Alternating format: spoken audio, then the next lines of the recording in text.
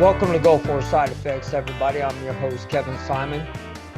Tonight is going to be a different, scenario for the show. And everybody knows my great-looking co-host, John. John, how you doing? I'm doing all right, man. I'm doing all right. Thanks. All right, so we're going to go with a different pattern for tonight because this is a story about what happened with the VA and myself. And this is not going to be probably the easiest story. I might shed some tears. I may not. I just don't know yet. But everybody out there deals with, some type of depression at one time or another, or they deal with getting their medicines from the VA. Well, let me tell you, this show tonight is for every veteran and every person out there about medications.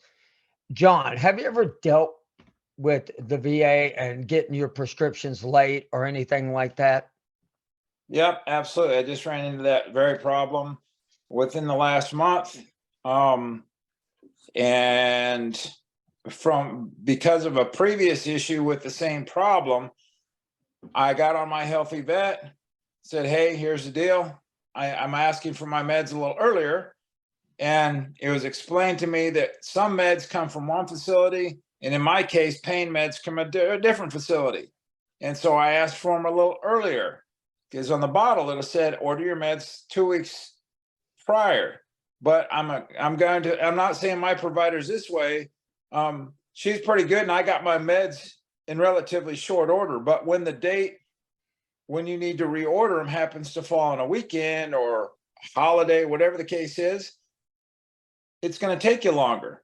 And if they're coming from different states, because this might be a pain med, this is a different med, they come from different locations, and it goes a long way around, it takes you longer. And if you need something and need it quick, it's frustrating in my case that I just had to wait a little longer the initial time. Second time it was better. Oh, and then the other thing is, if you're getting pain med by mail, you got to sign for them. And if you're not I home to didn't know sign that. for them, if you get pain meds in the mail and you're not home to sign for them, guess what? You get a little sticker on your door and say that you got to go to the post office to sign for it. Well, but then I went on United States Postal Service and did this little thing where, well, here's my signature. But that didn't work last time. And I'm like, ugh. So, yeah, there's definitely flaws in the system, especially when you're in small town Iowa and you got different mail carriers, because everybody in this world is short staffed with people now. So well, let me tell everybody the story. John knows it, and John helped me through it. And I'm going to tell everybody the exact truth of exactly what happened and how I was able to overcome committing suicide. 3 weeks ago, I went into the hospital downtown Houston. And if it wasn't for very special people in my life, and I'm going to give the biggest kudos to my wife. Out of everybody out there, my wife, Dawn, deserves 110% complete, thanks for everything she did to help me through this. If it wasn't for my wife, I don't think I would have made it. My mom and my dad also, they helped me through it. My dad noticed the problem. So let's just go through the story. So on the 24th of February, was it February? Yeah, February. I got 2 prescriptions in the mail, and both of them were for naproxen. And I was like, what the hell? And then the next day I got pregabalin in, which is Lyrica, but I never received the Valoxifene, which is a depression medicine that is mixed with pregabalin, and it helps with my nerve pain. But to let everybody know, before that, I was on some Balta that was mixed with the pregabalin, and it worked. I mean, my feet felt good, everything. The doctor decided we're going to change it. let's just change up your old medications. So they moved me up to 600 milligrams of Lyrica, and then I don't even know doses of my Valoxifene. But so when they did that, they slowly took me off of Cymbalta and they moved me on to this. And I hope I'm saying it right for all you people in the nursing field or anything. But let me tell you, this is how the story begins. When I did not get it, I realized, well, 2 naproxens, they didn't send me that medicine. So I immediately did the smart thing. I contacted my doctor. I told my doctor, and I have word for word on my phone everything that happened. And we're going to go through it, John, me and you. And you're Okay. going to tell me how messed up this story gets, because this story is about to get really messed up to everybody.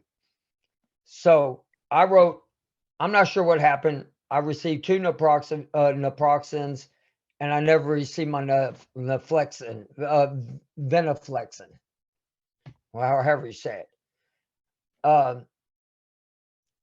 It was supposed to be refilled. I clicked on it. I did everything I was supposed to do, and it actually showed that I clicked on it, but the date jumped up a month. And I looked at it, and on your My Healthy Vet, which everybody can see on My Healthy Vet, it literally tells you how to track your medicine and everything. So I looked through it and I noticed it wasn't there. This is the response I get. This is my primary care. And I don't know if any veterans out there or anybody have ever dealt with what I'm about to say. I have alerted your neurologist. They should be contacting you soon. 2 days later, my neurologist sends me, Mr. Simon, I'm sorry to hear that you're out of Valoxifene. I'm not sure what happened, but the computer list that the Valoxifene fill date was 1/24/23. I did renew the medication for 3 additional refills, and it shouldn't run out. You may need to recontact your VA pharmacy or verify that your mailing address is correct. Now, what the hell do I need to verify my mailing address? But I did it exactly what I told the doctor. So I sent them back. Look, they accidentally sent me the wrong medication. I talked to them. They asked you to send me a small dose of medication to Walgreens until they send it. I even told them, hey, I don't even mind paying for it. I mean, that's why I told them. I left my phone number. Please give me a call. The next day, I get, good morning. When I looked at your medication, this is for my primary now, not the neurologist, just sent me the last one. Good morning. When I looked at your medication list, your medication is already ordered by the neurologist and be picked up on 2/4. Please let me know if you need anything else. That's my doctor, my primary. Good afternoon, Mr. Simon. Please call our clinic and schedule a telephone visit with me. I did call the clinic. I have not heard back. And this was at that day. I was waiting a call back because it went straight to a message machine. My medicine is still not have arrived. It is so messed up. I don't know what else to do. I was told by the pharmacy that it was processed in 24 hours and still nothing. I am 3 days out now. I'm not taking it. And I'm getting teary-eyed because I'm so mad. I'm more mad than I am anything else. 3 days? And 3 days I was out of that medicine. Okay. And the pharmacy told me at that time, it is on the way. And then, please have Dr. Shaw call me at 936. I gave him my phone number, blah, blah, blah. Nothing. I heard nothing. I called the neurologist, same thing. Please give me a call. I heard nothing. That Saturday, I was cutting hair. And I kid you not, out of nowhere, I just lost it. My head just went nuts. And that morning when I woke up, I felt weird. I mean, my head was spinning. It was like 100 miles an hour. And you know me, John, my head doesn't need to go 100 miles an hour. It already does. So at that time, but it was probably about 9:30, and I was in the back room. And man, I was just bawling my head off. My dad's like, look, something's going on. Maybe after your last customer, don't mark anybody else and go home. Man, while I was cutting hair, John, I kid you not, I was bawling my eyes out. And all my customers were like, man, what is going on? And I told them, I said, look, they gave me some new medication. I'm still not over the Cymbalta. I'm still trying to get used to this medication. I ran out. I can't get it. So I went back to the back room. I'd probably say now it's about 10 o'clock. I took a small break and I called the pharmacy. I said, look, something needs to be done. My doctors ain't called me. I don't know what to do. So now we're going to get into what the pharmacy says. That day, that Saturday, don't bother coming to Houston. We're not going to fill it. You're going to have to wait till Monday. Oh boy. And I said, you can look at the computer and see it was never sent. And this is what makes me angry, is because every veteran out there that has gone through this goes more than what I did. I'm not a depressed person, but this medicine has totally screwed up my head. So at 11 o'clock, I did my last customer and I barely got through it. I didn't even tell anybody. I walked out that door. My mom was calling me at that time and making sure. They're like, I don't think you should be driving. I'm like, I'm fine. But let me tell y'all, the things that ran through my head was unbelievable. I mean, it was stuff I never thought about. I get to the house, my wife's car's running, doors are open. I get out of my truck, I get in her car, and she says, let's call the crisis helpline. And let me tell everybody, if you have never called the crisis helpline and you have ever had the thoughts that I have, you're crazy. Did they help you, Kevin? Let me tell you something. That lady, let me tell you what she did for me, John. And have you ever had to call the crisis helpline? I haven't. I've thought about it, but I haven't done it. I will tell each and every person out there what this lady did for me in the crisis helpline. She called me, after I called her, she had everything set up. She was alerting the doctors at the Houston VA. And she was telling them, I mean, I told them word for word what was going on, everything. And this lady that didn't even know me cared. She was like, we know this has happened before, all this stuff that you're going through, everything. And she sat there and talked me down to where my head was calming down. And she was like, we're going to get you the help. Once you get there, the mental health team's going to meet you and everything will be okay. If you need me, call back. By then, we were almost there. So this is where the funny part comes in. So I get there and the lady was like, the lady was I don't know, the front desk, I don't know, the receptionist. Right. As soon as I said my name, the triage nurse came around the corner and she's like, Mr. Simon, you come with me. And me and my wife walked back there. She sat down. She taken my blood pressure. She's like, what is going on? And I gave her, you know how you got to do your last four. I did my last four. And Yeah. she's looking through the charts and she's like, what the hell? She was like, how can this be messed up? She saw every bit of the messages going back and forth between me and my doctors. And so she was like, we're going to get you help. We're going to get you this medicine.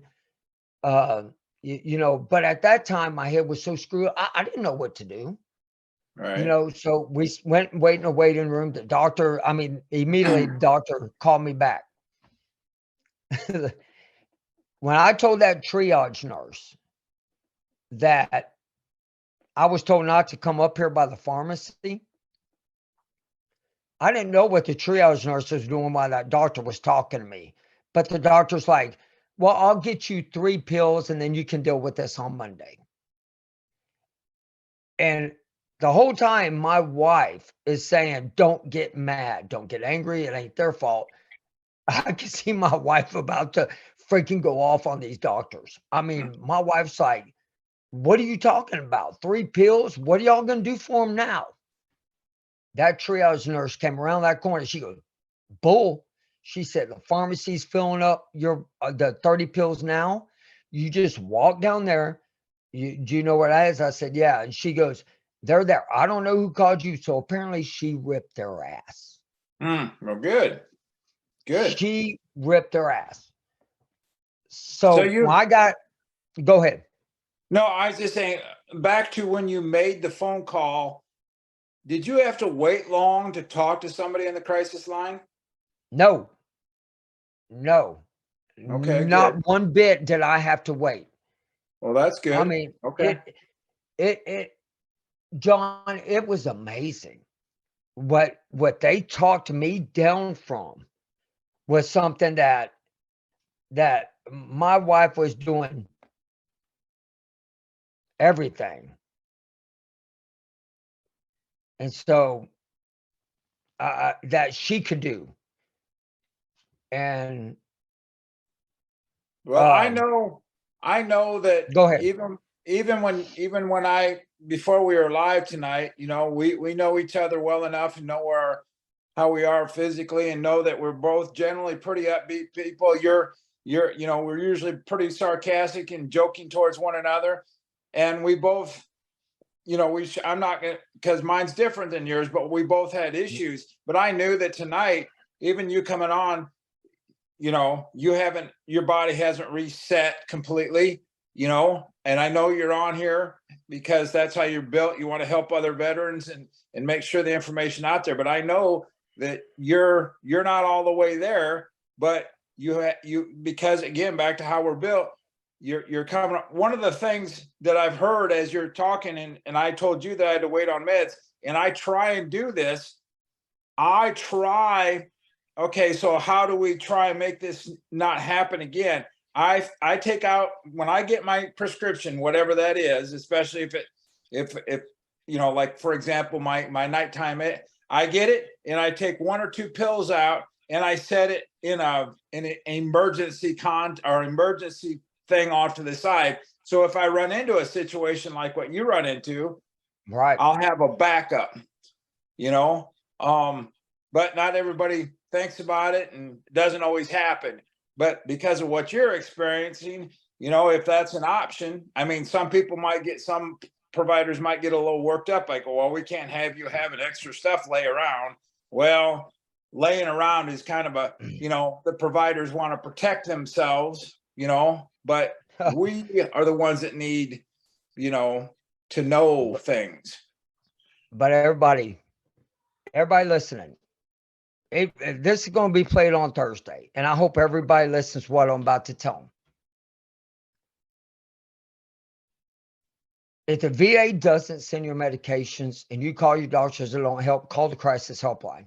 If your head is doing things that is never done before, never. I'm so mad, John. I'm still mad.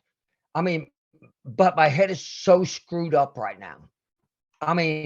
Even my body is now having to get used to medicine, and I'm about to run out again.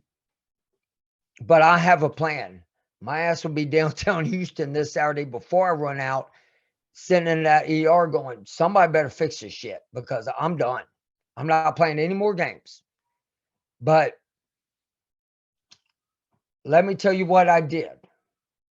And everybody who knows me out there, I am not one that believes in marijuana. I've never tried it. I've never done it. until this happened. I didn't take much of it. I took enough to where it cooled my head down. I took little gummy bears. I ate half, and it cooled me down. I didn't even get the munchies. Well, not the first day, but but I took them gummies, and I literally was like, "Holy crap!" It knocked me out. I slept for a long time. Really? The next day, my head was still. Now I was taking that medicine. My head was starting to spin. I took a little bit bigger piece of one. Okay. Then I wanted pizza. Then I wanted chips. Then I wanted snacks. But I don't care if it's illegal in Texas, because what they did to me, that was a better option than putting a gun to my head and shoot myself in the head. Yeah. And when we were there at the hospital, and this is what pisses me off, and I know y'all can hear it in my voice. What pisses me off the most is that triage nurse even said that happens a lot to veterans. Really? Wow. How? Okay. How? The VA system, if it ain't gonna work, then don't work it. Let us go out. Let us do what we have to do. Yeah.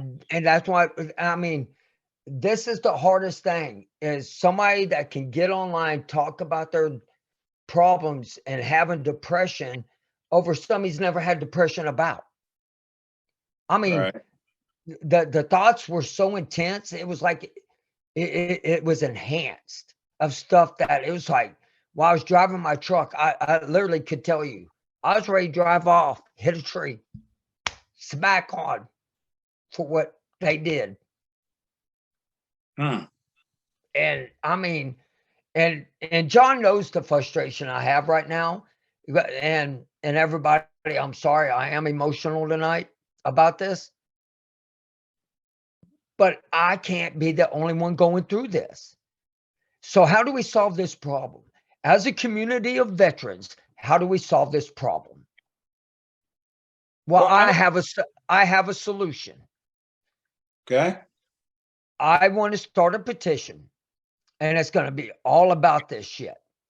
And I want over 1 million people to sign it. It will be done by next week.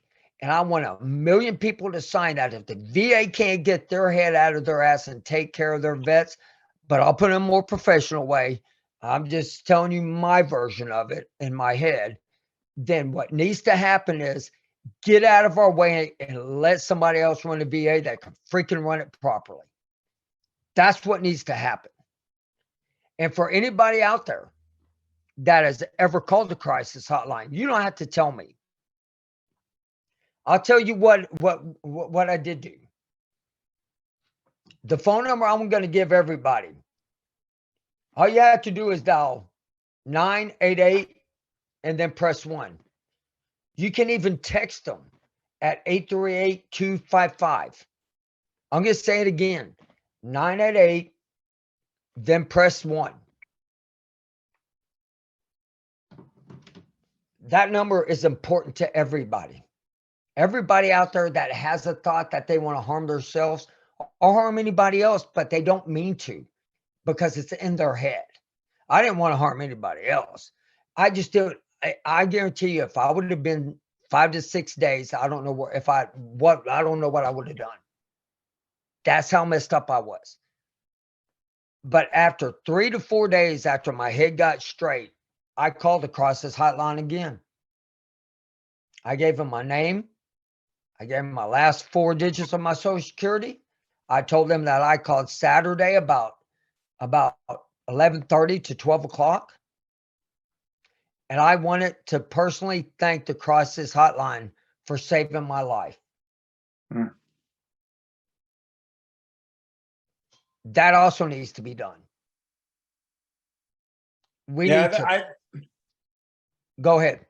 No, I was agreeing with. I definitely think the provider, the people that do that sort of thing, the emergency medical personnel, they definitely need thank yous, because you know that my family's needed some help, and it's important. I think that we thank the very people that are helping us, not just. I mean, verbally is fine. I'm kind of a guy who's maybe go give them a nice box of chocolates or something like that. If it's one on one. But like you just said, call them, let them know. Thank you. John, even that nurse told me you need to get a hold of the representative in Conroe in charge of the doctors and the nurses. What are them people called? I don't give a shit what they're called. They ain't worth the shit to me neither. I did. I sent him an email, a text through secure messaging. I put everybody in it. Everybody, regional, everybody in it. I told them the story. I want to tell you, this is their stupid ass response, man. And this right here should get a lot of veterans pretty pissed off. Hi, Mr. Simon. We deeply apologize for any inconvenience you've experienced while trying to refill your medications. We are glad to hear that you were able to have them refilled. We're looking into a better process to refill medications when calling in. We thank you for taking time to let us know your experience. We appreciate you and the service to our country. Thank you. Eric, you can kiss my ass.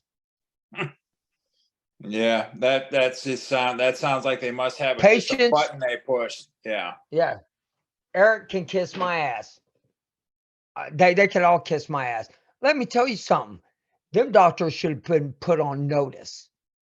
Them doctors, I mean, he couldn't look through my file and see I was begging for help.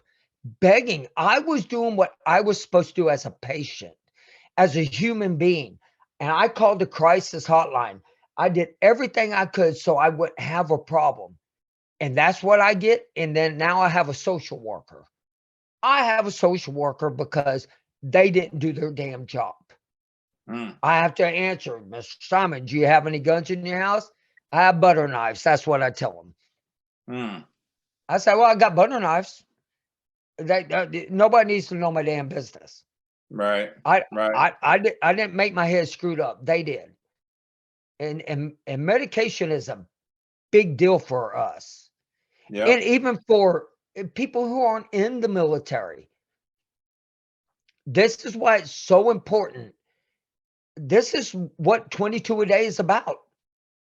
These guys aren't getting the help that they need. They get kicked off to the freaking side. This is what Sean Lowry talks about all the time and talks people down. Well, you know what? We need to do something about it. And the VA needs to be held accountable. Yeah. Well, unfortunately, it's my opinion, of course, but I think a lot of providers, they're so, and again, it's just an opinion. I think there are definitely providers out there that are just so scared to give you pills because they're afraid they're going to get sued somehow. I'm like, oh, you just got to get past that. I mean, right. You know what? I mean, I'm not one to sue. I don't give a shit about any of that. I want to live my life. I want to enjoy my kids. I want to enjoy my grandkids. I want to enjoy my wife. Right. But to each and every person out there that does have a spouse and is married and you've ever been through this, tell them tonight, thank you. Again, tell your kids, thank you. I mean, let me tell you, when I walked through that door after that doctor's office, my son-in-law was like, are you doing okay?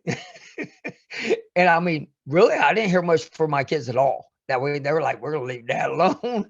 We're going to let his ass cool down. I mean, my wife was the best thing. I mean, it's the best thing ever. She is. I'm not going to say anything past tense. That's sad. She's the best thing that has entered my life. That right there is true love. She showed me what it was to see a really good human side of somebody. And I Yeah. thought she was going to kill the doctor. That was the first time I've ever seen my wife. And we're walking out, and I'm over there looking at her, going, "I thought you told me to be cool." And she goes, "Well, it's either." it Yeah. it was funny. So, Uh, but this topic isn't funny. I mean, No, I, go ahead. no, it gets very upsetting. And in your particular scenario, um, everybody's situation is a little different.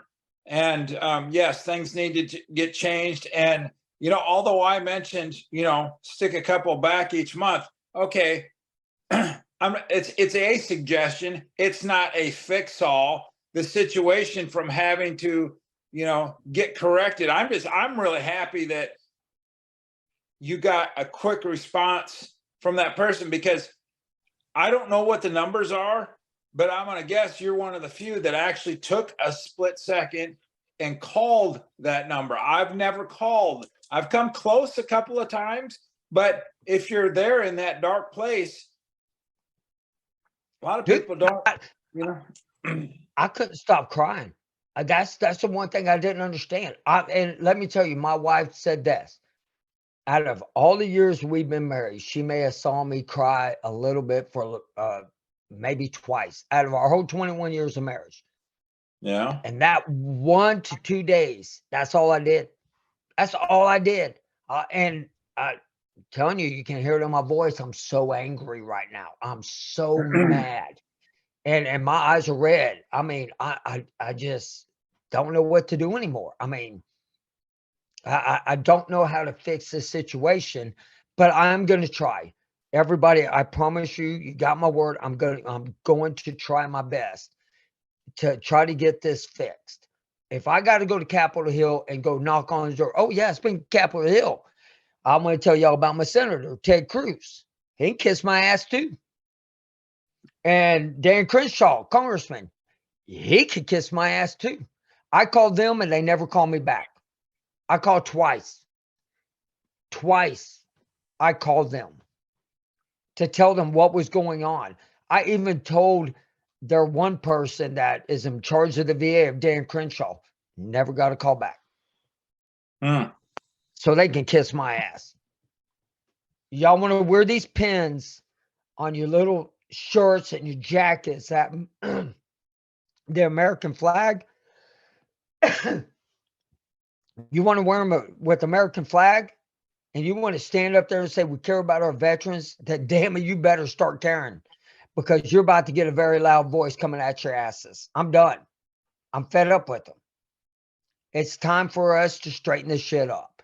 And the only way we're going to do it is all of us stick together, one by one.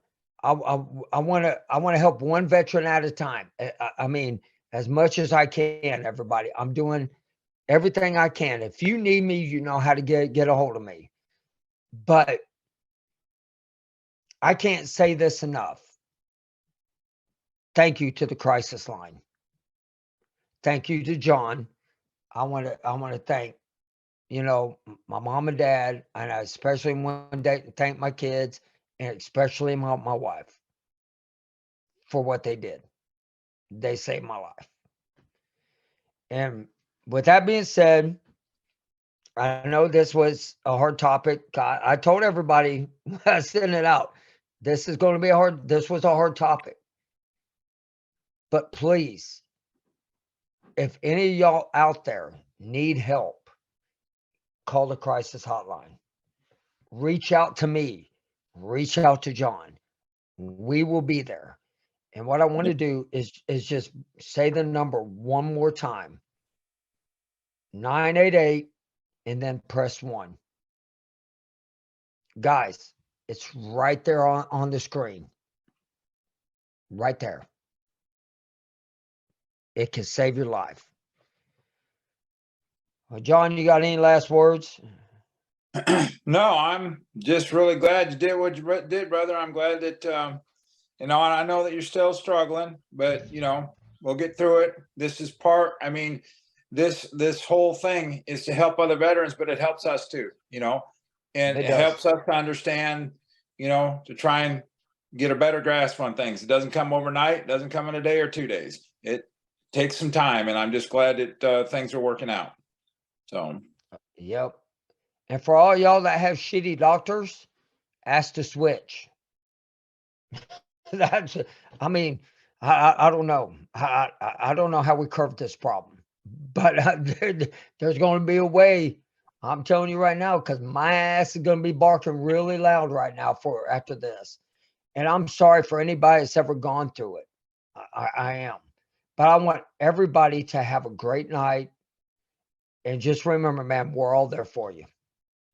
yeah, absolutely. Everybody have a great night. Thank you for listening to Go For Side Effects. If you have a story or you would like to share or just come on with any comments or questions, please email me at kevinsimon@goforsideeffects.com.